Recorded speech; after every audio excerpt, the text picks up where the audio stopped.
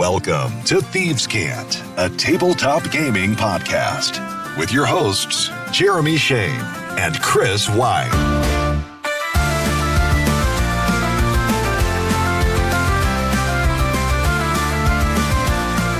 Welcome in and welcome back. It is Thieves' Cant for Monday, March 2nd. I'm Jeremy Shane. And I'm Chris White. Thank you so much for kicking things off this week with us, for listening, for subscribing at thievescantcast.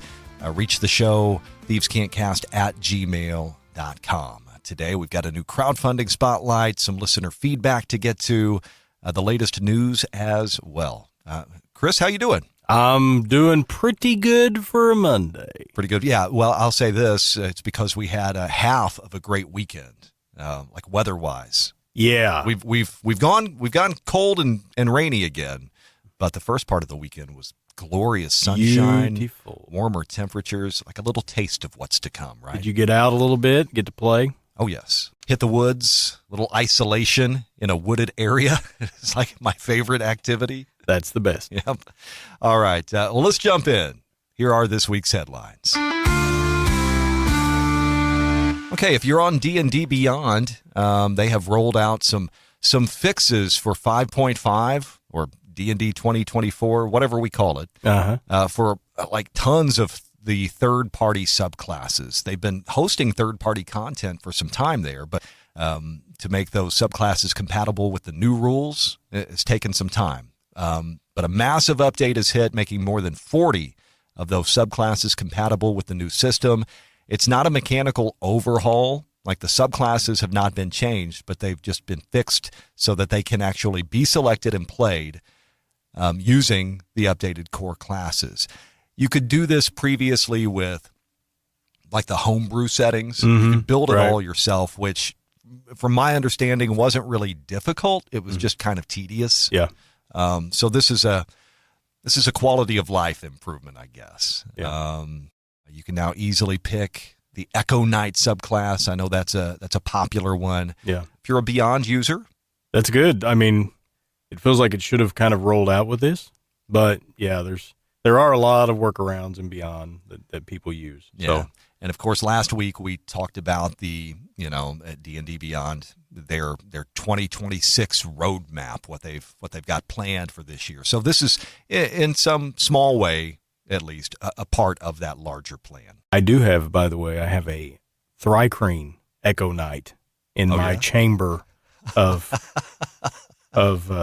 characters I'll never play. Yeah. So I'm interested in this. Paizo last week accidentally revealed a new Fey-themed rulebook. A Pathfinder supplement titled Fey Bound appeared on the store page for just a little bit and was quickly removed. So new ancestries, lore, archetypes, just, lots of Fey-related options. Mm-hmm. So official product details and, of course, a release date are unconfirmed as of now. But they let one slip out. Yeah. Happens to us all from time to time. Yeah. You think everything's under control, and then you're the center of attention. More Baldur's Gate. More? I know you've been screaming for it. I have. All right, but now we're talking Baldur's Gate 1 and 2, the classics, right? Mm-hmm. They both, the 1 and 2 enhanced editions, both just received a brand new update. This is 15 years after they released. Wow. So not a sweeping new content update, but compatibility focused for the Infinity engine. The patch is currently in beta, and it also extends to the game's expansions as well as Icewind Dale. So all of those classic games getting an Infinity engine update. I've got all of those on Steam, all those classics. I still like to fire those up. They are super fun. I know. I never played any of them. Yeah.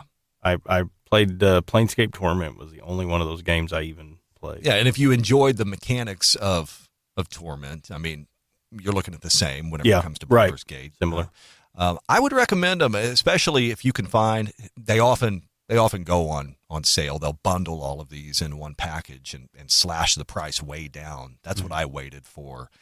So you can get a haul for a decent price, and I mean, you've got hundreds of hours of content to play through there. My Steam library is already a a wasteland of things I've not played, so I might as well add to it. Yeah. Speaking of video games, this has nothing to do with Baldur's Gate, but I was scrolling last night doing the doom scroll, and I don't think this was an AI generated clip, but I have no idea. Yeah, I understand. It was labeled Twisted Metal. We love the old Twisted Metal games, right? Oh, yeah. So if you're familiar with Twisted Metal. Twisted Metal 2 especially. Right, car combat. Yeah. Right. So this was Twisted Metal 2, like if it had updated like Unreal Engine graphics. Oh, really? It made my mouth water. I would probably have to check that out. Yeah. I want this bad. Yeah. But it got me to thinking, we need a Twisted Metal like RPG for the table. Yeah. Like make your own car for combat. Now I know Steve Jackson Games, and I've never played it, but I know that they put out Car Wars. Yeah.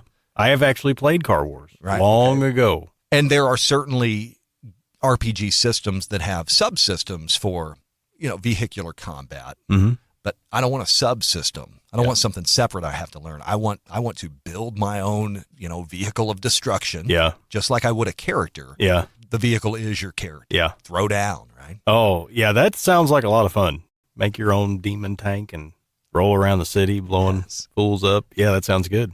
That's the latest news and a little extra. Let's move on to our crowdfunding spotlight. Today, a look at a project that doesn't need another mention, but we'll talk about it. It's the Nimble reprint, plus Monsters and More expansion funding on Kickstarter through March 12th. Nimble, to the best of my knowledge, started as a Nimble 5e, kind of just a supplement that provided stripped down guidance for stripped down 5th edition rules, right? Then they turned it into a full-blown product of its own, just simply called Nimble. And now they're doing a reprint of all the original books along with a new monster manual of sorts called Monsters and More. 200 plus monsters. It's got legendary boss stat blocks, plus some loot and counter tools.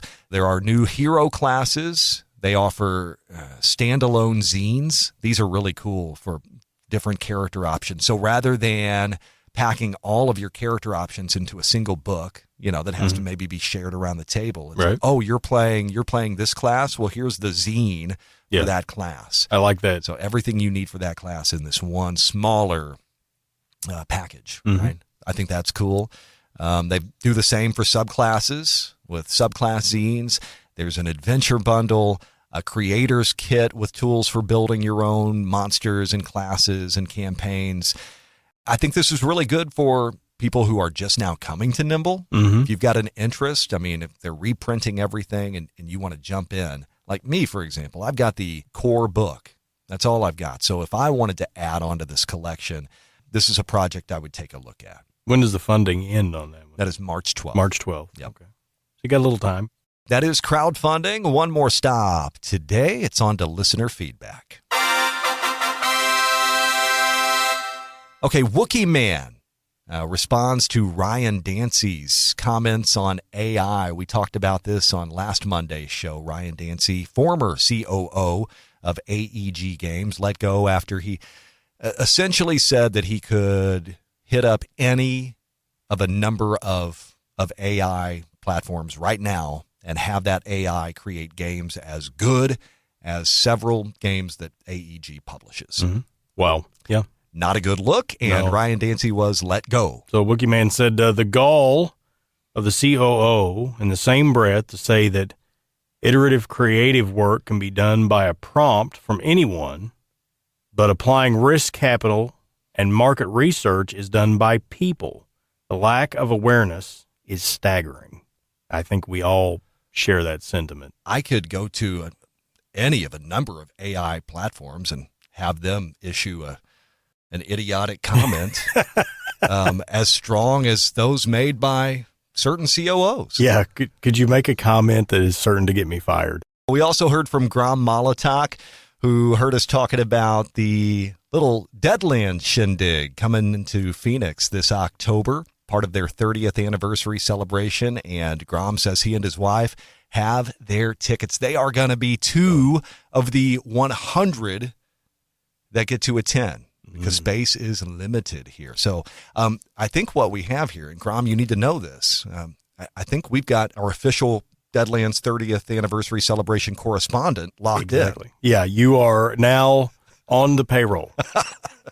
And it does not pay well, my friend. But yeah, we need to know how this goes. We definitely need some follow-up on this. It looks fun. All the Deadlands gaming. I mean, you can run games, you can play in games, and then of course you've got the zombie shootout there in a real Wild West town. I mean, Grom, are you gonna do like the full costume? You have to. I would say you have to. I think the LARPers were onto something, and maybe I was a bit unfair.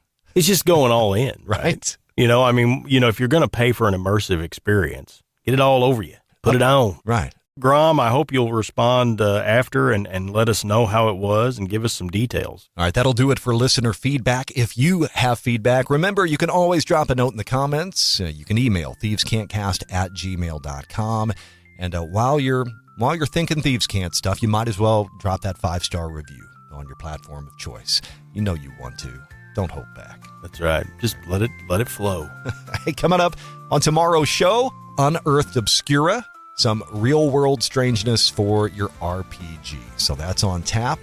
Until then, have a great Monday. It's been Thieves Cant. I'm Jeremy Shane. And I'm Chris White. So long. Thank you for listening to Thieves Cant. Email thievescantcast@gmail.com.